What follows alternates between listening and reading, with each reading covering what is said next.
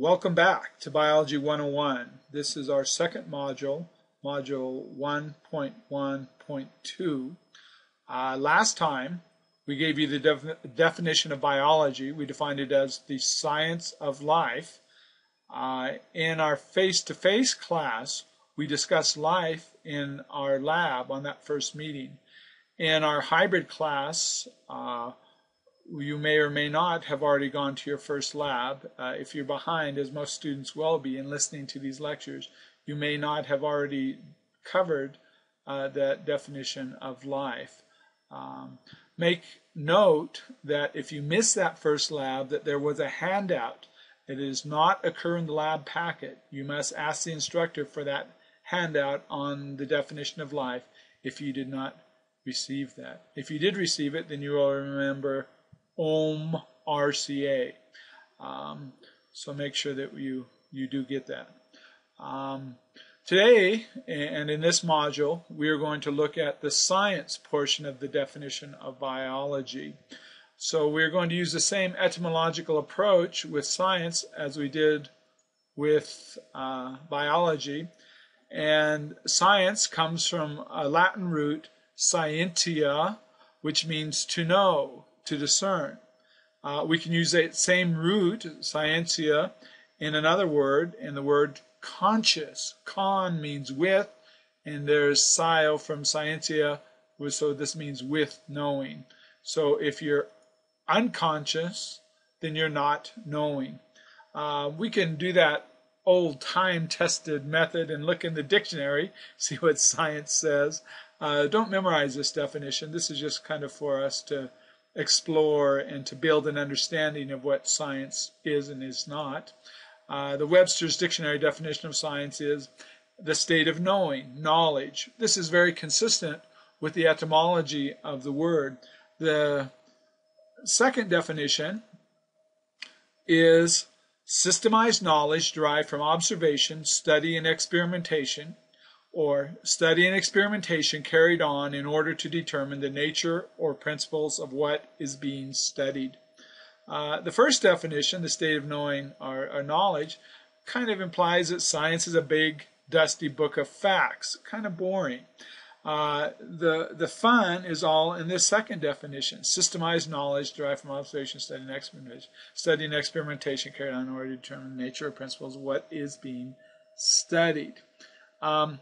Certainly, if we go back to that first definition and look, and we can see there that if all knowledge is science, then knowing anything. When I was a kid, 14 years old, I had friends, and we all loved Led Zeppelin. And I had some friends that were Led Zeppelinologists. That is, if any knowledge is science, which let me state unequivocally right now that any knowledge is not science. Hence, there is no such thing as Led Zeppelinology, no matter how much we would like there to be when we're 14 years old or whatever. There's the symbols of the members of the band, I suppose. Anyway, that was a nice trip down memory lane for me. So let's talk about then, if science is not any knowledge, then let's talk about what science is. It is in the second definition where we get closer to science as we're going to embrace the term in this class, saying that science is a dynamic process. Science is distinguished from any knowledge by how that knowledge is gathered. It's not any accumulation of facts, it's not science, but there's a process by which scientific knowledge is collected. In this class, our definition of science, and this is the one that you should, in fact, add to your notes and memorize, science is defined as a process of arriving at a solution to a problem or understanding an event in nature that involves testing possible solutions. And it is this testing, the active dynamic part, that allows us to call any particular fact science.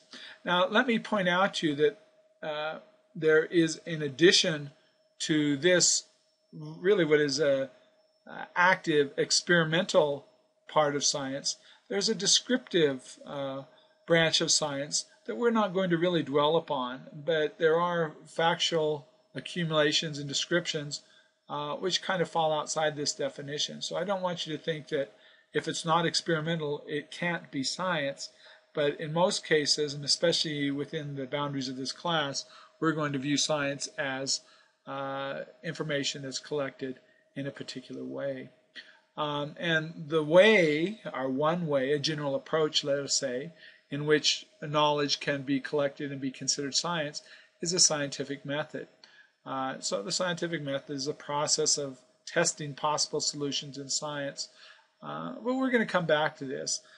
Before we pursue more about the scientific method, let's step back and think about how science fits in to the world in which you live. I want you to think within your own mind, how does popular culture, the popular media, portray science and especially scientists? How are scientists portrayed in movies, for example?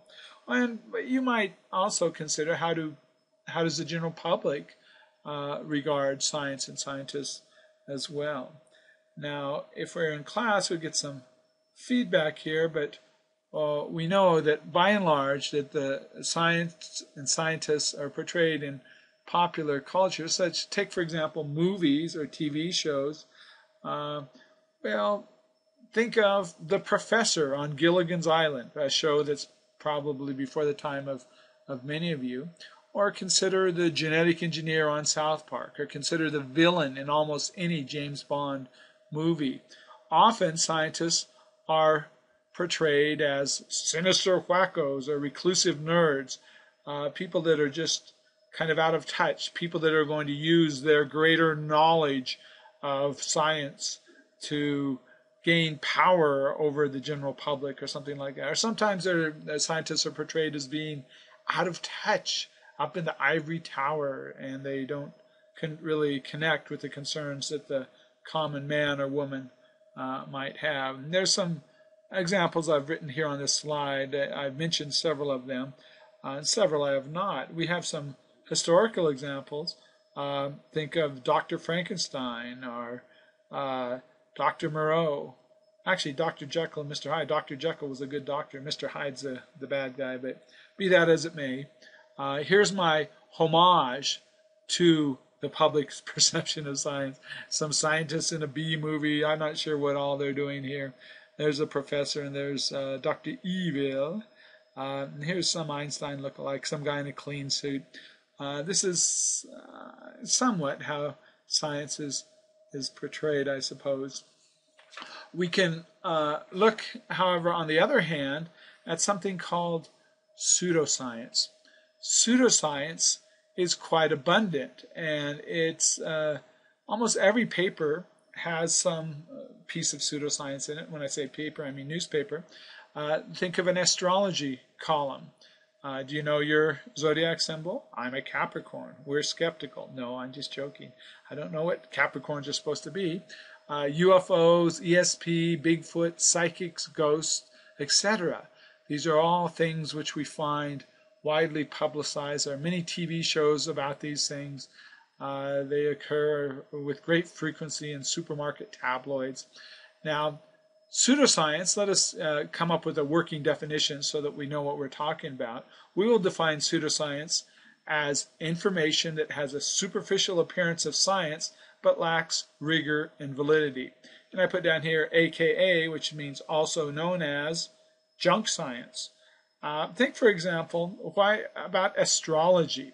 Astrology is the idea that the personality attributes of an individual are controlled to some degree by the position of the planets at the time of his or her birth. Now, this might seem to have some credence because, look, the planets are so big, the universe is so big, certainly it could influence the way a person is, but there's really no evidence in support of that. Now, this is an idea sometimes people I remember the statement from the old show, The X-Files, I want to believe. And some people do want to believe very badly. The fact of the matter is that a belief in pseudoscience and a lack of understanding of real science has the potential to be very damaging. in our current world, our society, which is dependent upon science and especially technology. And so we have a knowledge-based society, and yet we have a population which is largely illiterate in terms of what real science is. This is a recipe for disaster. And so it's a very good thing that you are enrolled in a class such as Biology 101. Let me show you my homage to pseudoscience. Here in the upper left corner, we have the 12 symbols of the zodiac. There's a UFO. There is, in fact, Bigfoot. We'll come back and talk about Bigfoot in just a moment. John Edward, and he had a television show, Crossing Over. He claims to be a psychic who can speak to the dead. Here's some more UFOs. Here's, of course, the motto of the X-Files, or at least Agent Sculler. Agent Mulder, excuse me, Sculler. I'm making up names now. Here's the Ghostbusters, tarot cards. Here's a necromancer from the Middle Ages. There's Nessie, the Loch Ness Monster. There's Agent Mulder and Agent Scully from the X-Files. And here is Uri Geller.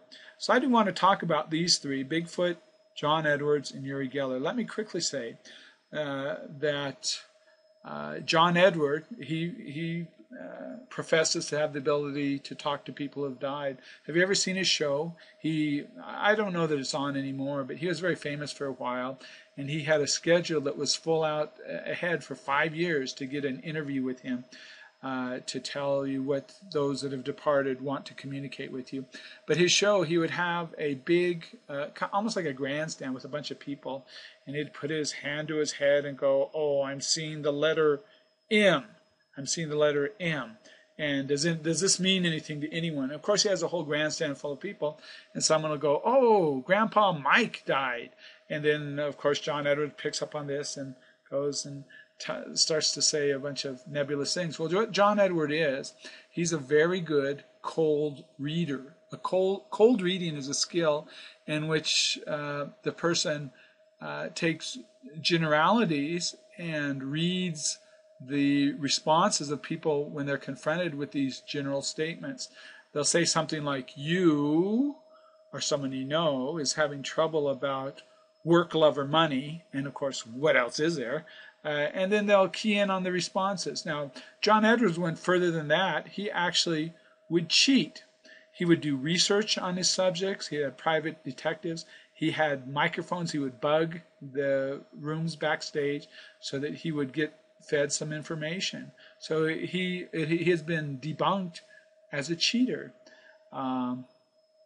Some people, though, they really want to believe in this ESP kind of stuff. Let's look down here at Uri Geller. Uri Geller, he's an Israeli national. He's from the country of Israel, and he claimed that he had the ability to move things with his mind, telekinesis. He originally started out as saying he could bend silverware, like a spoon or something. You give him a spoon and he'd use his mind to bend it. He'd hand it back to you and it would be bent. Of course, he was a very good magician with sleight of hand, and he would bend the spoons physically and say he did it with his mind. I remember one time I came home from school, and I'm a bit older, I'm 52 now, but I came home after school, and on TV was, I think, the Merv Griffin show. I'm remembering it. It could have been Mike Douglas, one of those after-school talk shows. Anyway, and Merv says, "Oh, we're going to have Uri Geller, who can move things with his mind." And I was a kid. I sat down right then, boom, on the sofa, because I wanted to move things with my mind. And Uri Geller came out, and they put flat on a table, they opened up to the middle a phone book. And it might have been a phone book of, I don't know, Los Angeles or something like that, a big, thick phone book. And he waves his hands over it, and whoo, the pages turned. And I went, wow. I thought that was the coolest thing ever. Now, unbeknownst to Uri Geller, on the same program, they had booked a professional skeptic, someone who debunks people who make false claims of ESP and telekinesis, that sort of thing. This guy's name is James Randi. And James Randi comes out, and even as a little kid, I can remember Uri Geller's face just fell. He knew who James Randi was. He looked at him like it was his natural enemy. And James Randi goes out to the phone book, and he waves his hand over it, and whoo, the pages turn. And then James Randi takes like a glass case, almost like an aquarium, and he puts it over the phone book, and he says, "Okay, Yuri, if you're doing this with your mind, then do it now." Now, this was live TV. This is not pre-recorded or anything like that. And Uri Geller has to go out there, and he has to go try to turn the pages, and he's very frustrated. He can't do it. He said something like, "The spirits aren't right," or something like that. And of course, then James Randi takes it off and waves his hands over it again, and the pages turn. And what we know now is that both Uri Geller and James Randi were using the same technique. They were actually blowing the pages, and James Randi explained this. James Randi, he actually took a young man on the program, a TV program in Australia, the equivalent of 60 Minutes down there, and he trained this young man for just like 2 or 3 weeks, and then they put out flyers saying they're going to have a show, that this man was a psychic, and he trained the young man in cold reading and all this kind of stuff, acting mysterious and whatnot, some stagecraft. And he went on and he did his show on in front of people, taking people from the audience and giving them cold reading sessions and whatnot.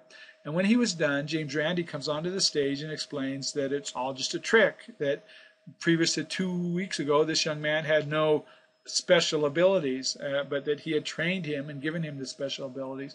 And even after that explanation, people still wanted to have sessions with this young man. They were willing to pay him money so that he would give them psychic advice.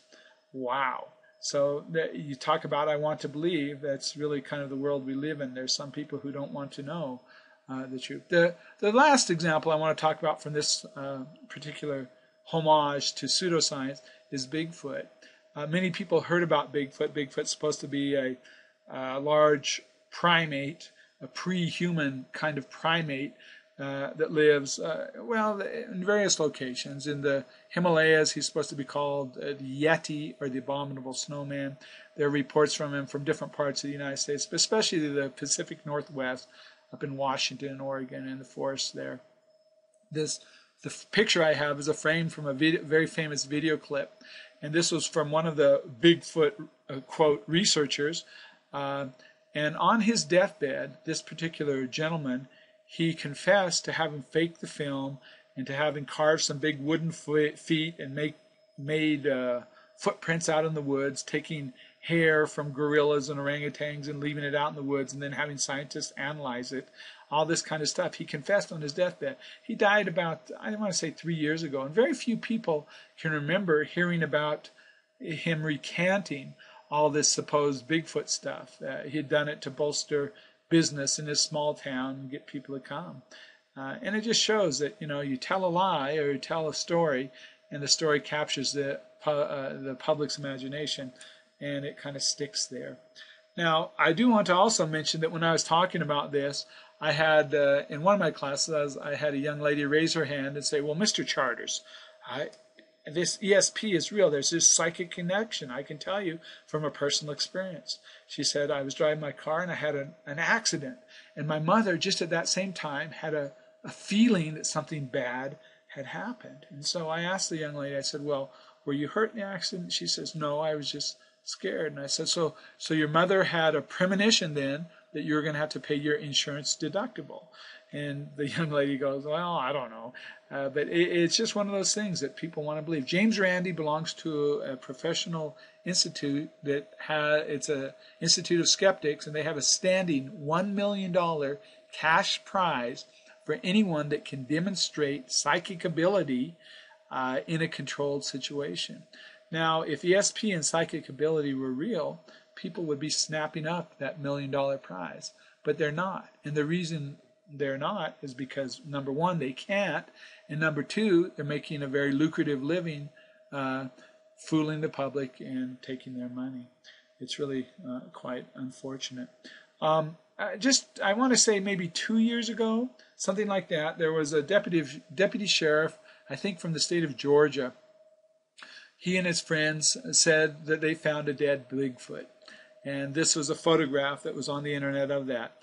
And as I say here, the rubber nose was exactly matched I'm sorry, the nose was exactly matched to a rubber Bigfoot suit that you could buy online. There's some intestines here. These intestines are far too small to belong to a creature that large.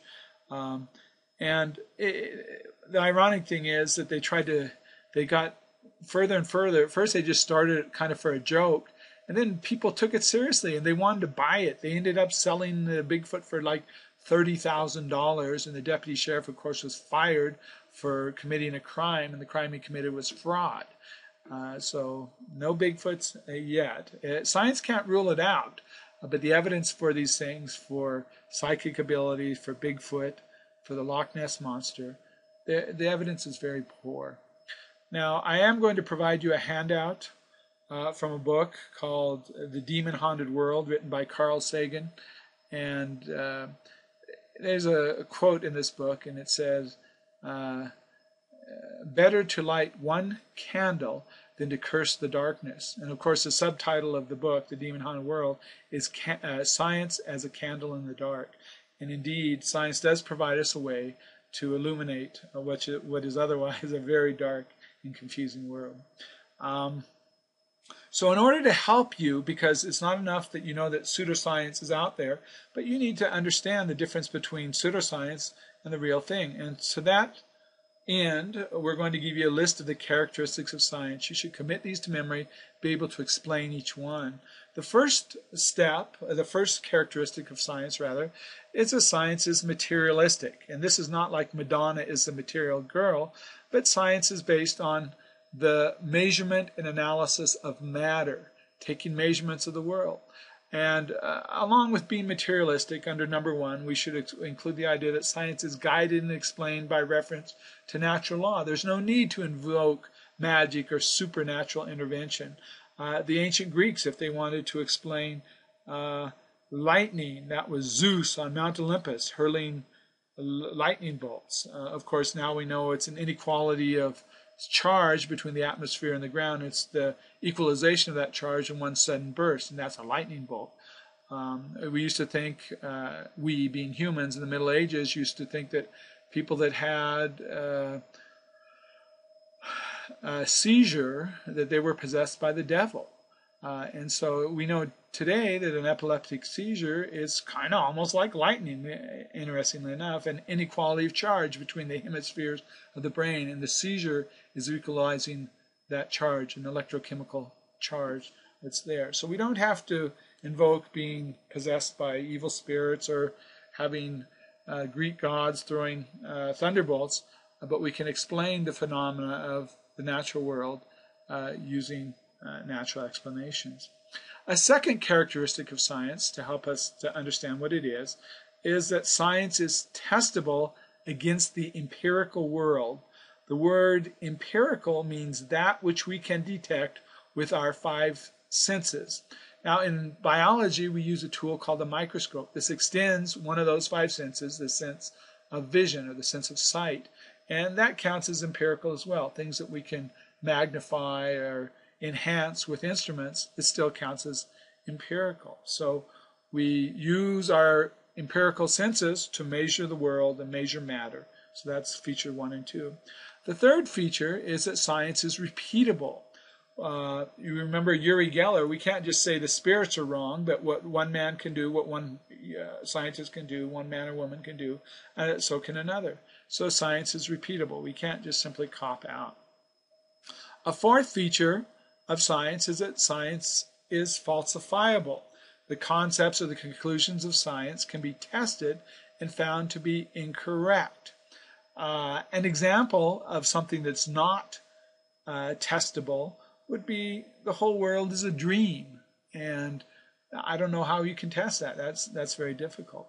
Now, because we can falsify the conclusions of science, science's conclusions are said to be tentative.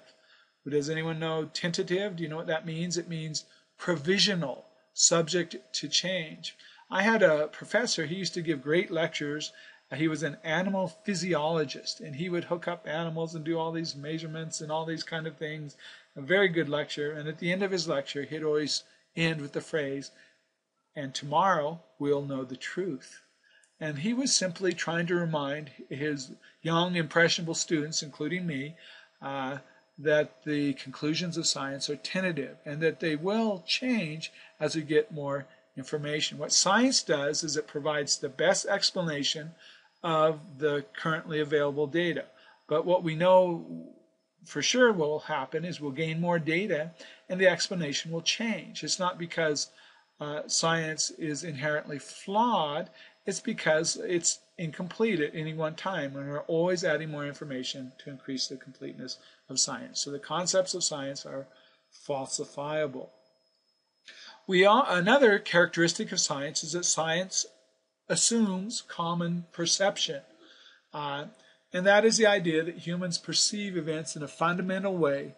What one person can measure, another one can measure as well. If we had you measure a particular book, or if we had you go out in a 10-acre fenced parcel and say, we want you to count all the mesquite trees, well, what one person counts, another one should count. And if you get discrepancies, if one person gets a lower number than the other, you should be able to figure out why. The one might say, well, did you count the little baby trees underneath the big trees? And the person might say, oh, I missed those.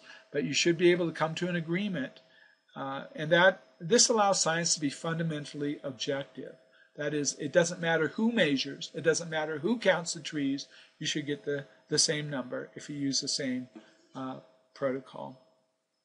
And that's different than other branches of knowledge. I want you to think about other branches of knowledge, other value systems. Think of art, literature, religion, music, and even morals. All these things are subjective. It matters from whose point of view we look at. What is the greatest painting of all time? What is the greatest literary work?